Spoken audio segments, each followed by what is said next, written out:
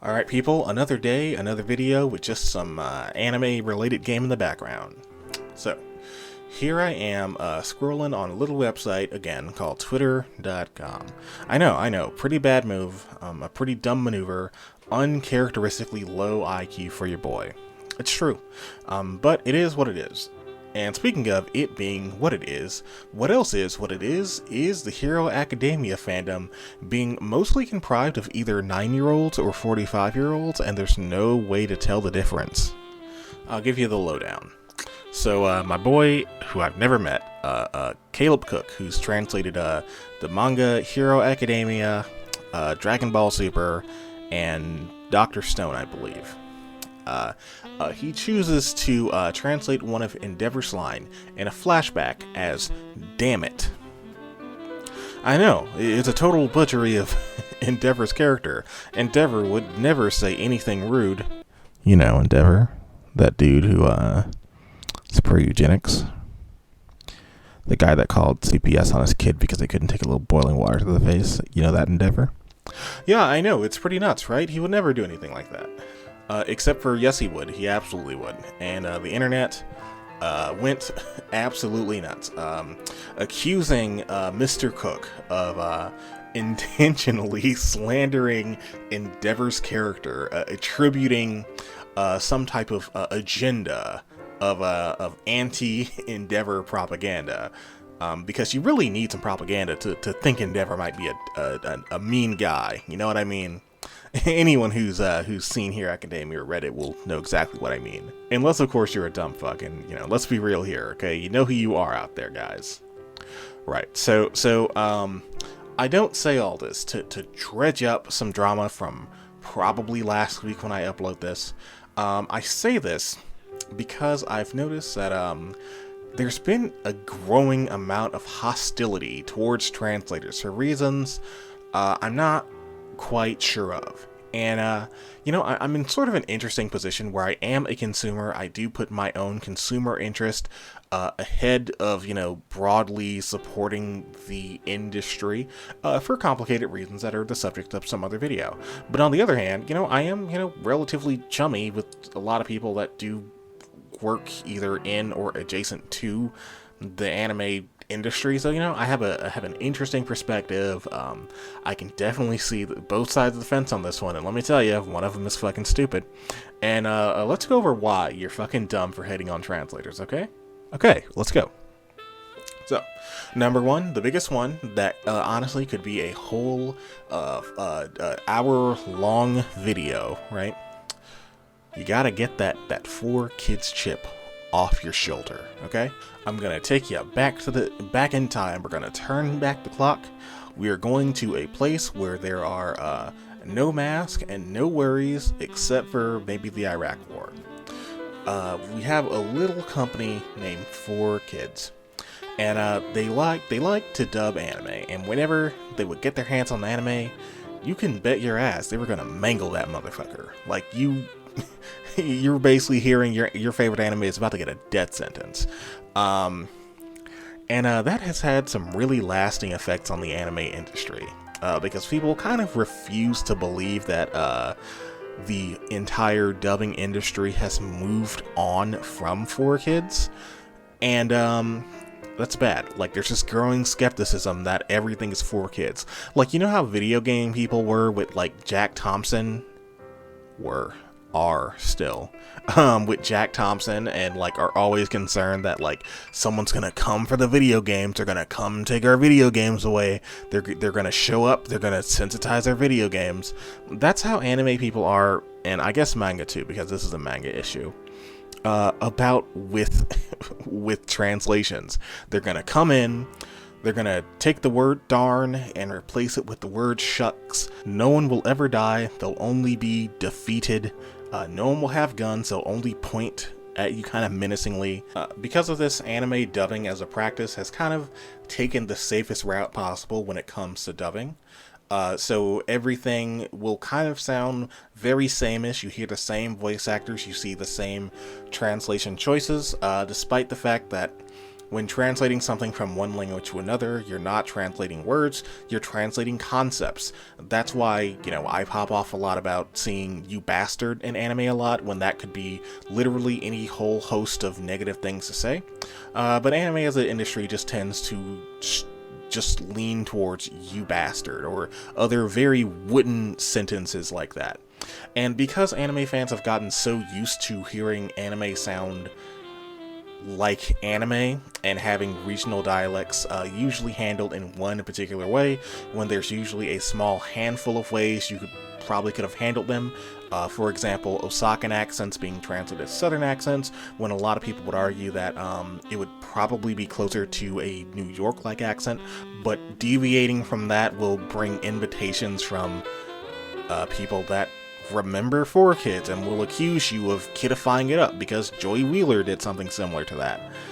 So we're still seeing those kind of negative ramifications from people that don't really know any Japanese whatsoever and don't know much about taking liberties with the thing you're translating, because odds are you're not really taking too much of a liberty at all. You're just taking a liberty from what the bog standard sentence is that usually was somewhat arbitrary and picked by someone who has sentence structures similar to someone who is kind of a boomer now, or probably more of a Gen Xer.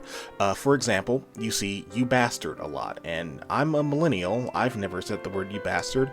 If you're a millennial or a zoomer, you probably never said the word "you bastard," but if you grew up watching Daria, you may have seen "you bastard," and the only context you've actually heard it outside of that is Family Guy, because it's written by a fucking boomer who happens to be roughly the same age of a lot of people that direct anime or would have taught the current generations of script directors how to write for anime. Also, I somehow didn't make this point when originally recording, but it's very important to know. Occasionally there will be a pretty big translation whoopsie-doo.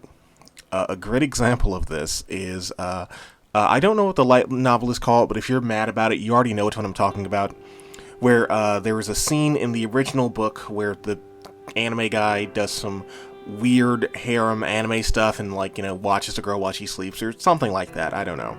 And the translation just totally changes that to be something totally different that doesn't make any sense, and all of that.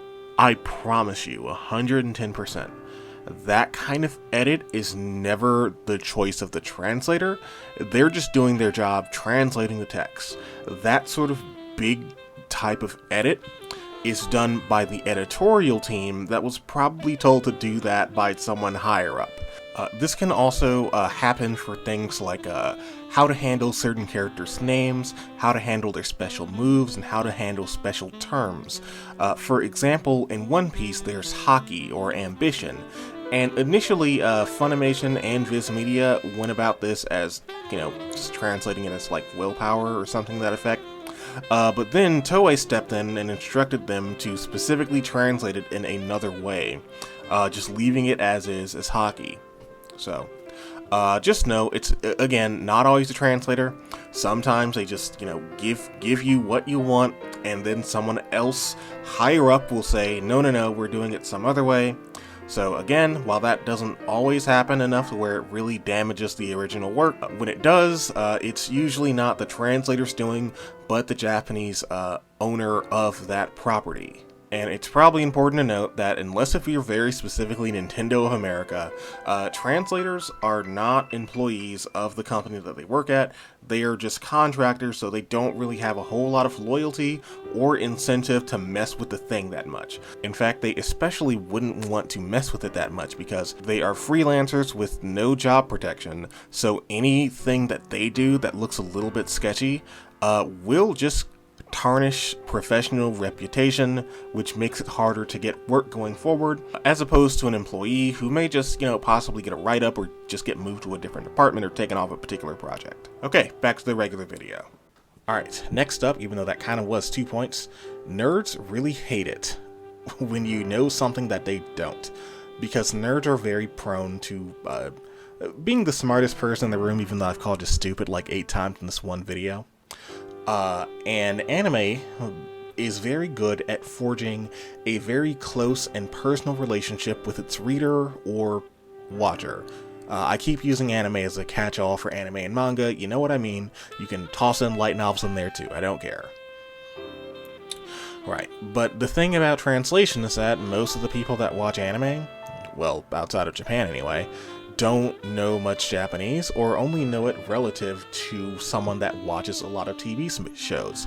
Kind of like if you don't know English, but you've seen a lot of Fresh Prince, so you recognize things like, yeah, woohoo, I don't know about that dog, and things like that normal people don't normally say. And anime scripts tend to post themselves in such a way to where they try to be as neutral as possible. So you can take whatever it is you're seeing on screen and kind of adjust that to whatever you think the material is trying to say. That sounds a little bit abstract, but let me try to give you an example that I think most of us can wrap our heads around, right? So you're watching an anime and the guy says, I'll kill you. And he gives him like a real stern look. He says some more things, but the gist of what he says is, I'll kill you. And someone asks you what the guy just said, because he said a pretty neutral, if this was an English cartoon, it would have probably been something else. But he said a very non-specific, I'll kill you. And the thing you relay to your friend is, oh man, he said, if I see your face again, I'm gonna rip it clean off. Which, isn't exactly word for word what he said, but the anime character used a sort of stock sentence to describe what he was saying. The translator then used a sort of stock sentence to translate that as, but those two things don't necessarily line up, so you decide to really get across what the emotional vibe for that particular scene was. I'll fucking rip your face off. Which, in all fairness, is basically a fair way to translate that sentence, more than likely. And that's because Japanese, by its nature, typically doesn't get too colorful. It just says the thing with certain grammatical modifiers at the end of it, so you kind of get a feeling of how polite or how rude that is. But that doesn't really work in English, so if you really want to get in the weeds on that, you would probably need to change it to a line that communicates that kind of feeling. But my point is that language and anime speech patterns, usually like for English dubs, the arbitrary choices that people make to translate these lines, communicate a certain level of abstraction. And nerds get very threatened when you try to put a solid what this is on top of that layer of abstraction. Like it's seen as, you're taking this away from me, you're telling me I can't read what I want to into the scene, and sometimes, you're just wrong. You're just wrong in the way that you interpreted a scene. This character is being kind of a jerk, so the word choice that they would use should be something jerk-like, like damn it, for example. And, the last one, and I hate to just make accusations, but I think it's 100% true, is that translators tend to be the easiest target. That they truly are the most oppressed minorities, next to gamers, of course. Don't worry, I'm black, I can say that. They really are the most oppressed minorities. And more often than not, translators usually are just kind of chilling out on Twitter, or at least a lot of them anyway.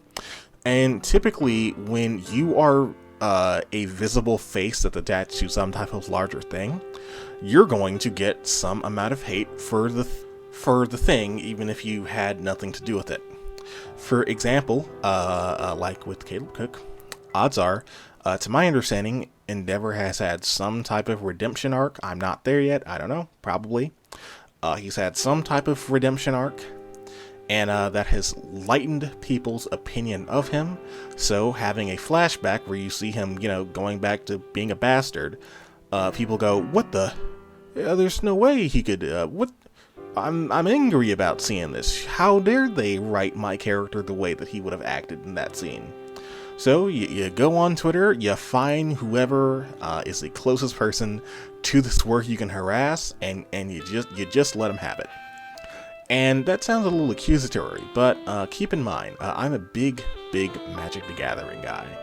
And I follow a gentleman named Mark Rosewater, truly a brilliant mind, the only person with a IQ higher than mine, maybe.